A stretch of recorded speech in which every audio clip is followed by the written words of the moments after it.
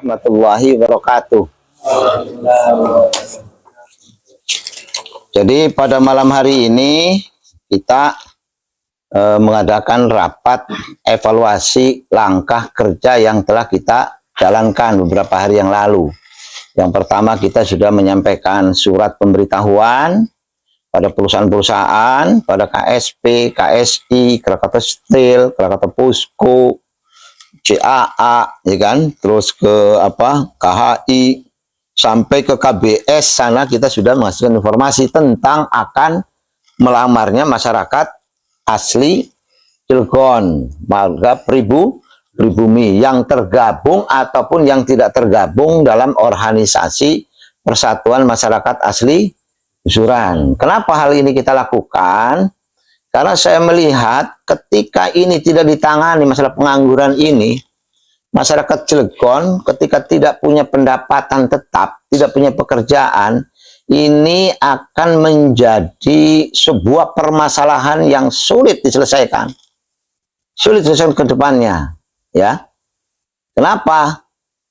Kebutuhan pokok masyarakat sekarang nih, Cilegon nih, tidak ada yang didapat dari hasil jerih payah di lahan pertanian, di laut.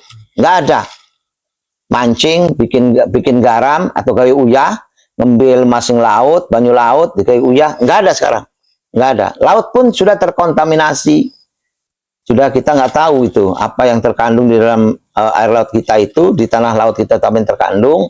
Bahkan air minum yang kita minum itu kita nggak tahu apa yang di dalam, apakah masih layak diminum, layak untuk digunakan untuk mandi, untuk mencuci, ya kan, cuci piring, atau untuk bikin kopi dan sebagainya, itu kita tahu.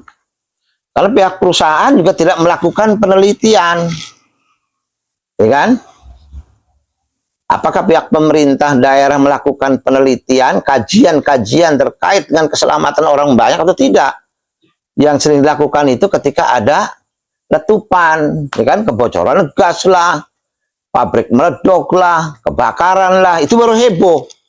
Tapi terkait kebutuhan pokok air, kebutuhan pokok ikan, ya, yang dipancing dari laut sekitar Laut Citangkil, Cigading, Anyar, Bojonegara, Merak, Pengoreng, itu nggak ada. Masih layak dimakan atau tidak ikan itu? Kita nggak tahu. Kita awam, ya kan? Awam.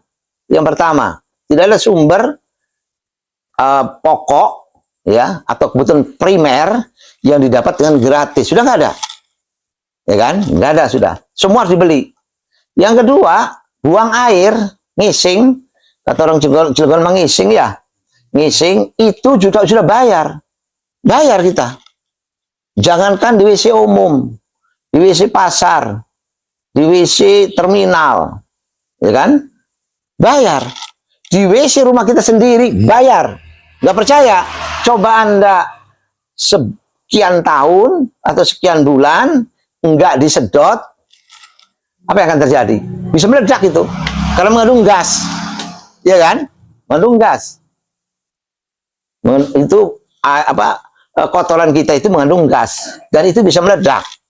Makanya orang kalau ngentut, ya, buang angin, merasa perutnya sakit, itu biasanya menggunakan korek api, didekatkan.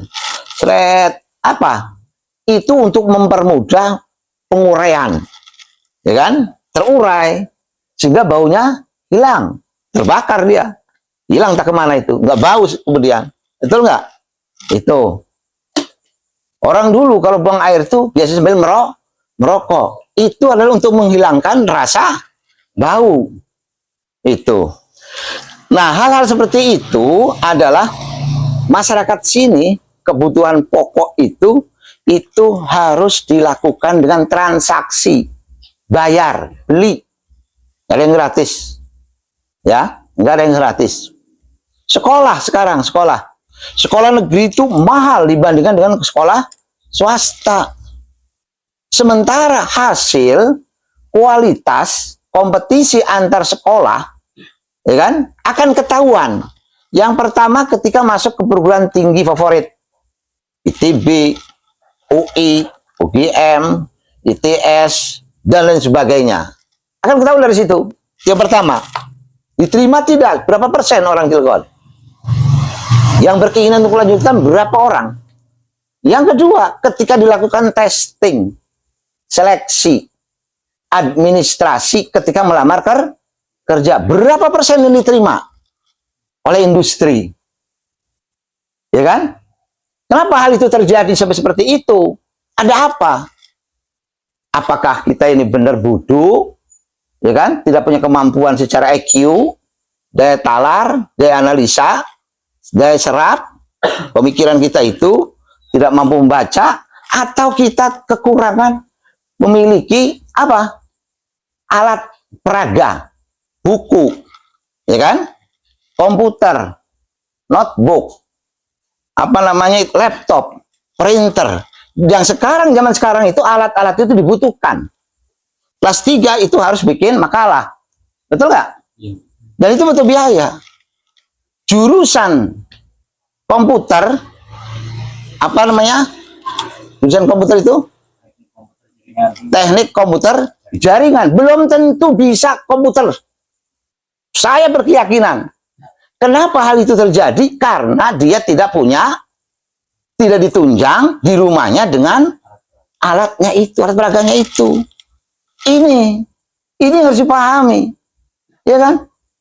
Sementara orang anaknya sekolah di sekolah negeri mendapatkan subsidi dari negara. Padahal undang-undang menyatakan pendidikan itu tidak ada perbedaan antara negeri dengan swasta karena sama-sama rakyat.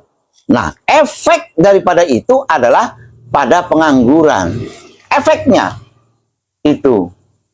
Adakah di daerah kita ini seperti apa namanya, Pusdiklat, Pusat Pendidikan dan Latihan Kerja, yang sesuai dengan industri yang ada di Cilegon, ya kan? Yang lengkap itu di Serang, ya kan? Apakah di Cilegon lengkap? Apakah punya? Padahal perusahaan di Cilegon itu lengkap. Perusahaan apa yang nggak ada?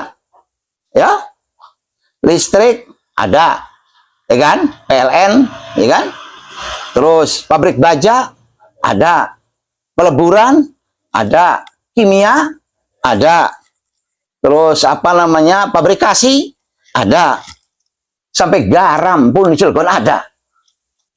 Aneh kalau di Cilegon, ya kan? Aneh kalau di Cilegon dengan banyaknya industri, berbagai macam-macam industri, tetapi pendidikannya tidak menunjang itu. Ya aneh ini. Ada apa sebetulnya yang terjadi itu? Siapa yang patut dibenarkan dan siapa yang patut disalahkan? Tapi kita tidak mencari siapa yang patut disalahkan dan siapa yang patut dibenarkan. Itu. Kita hanya mencari apa?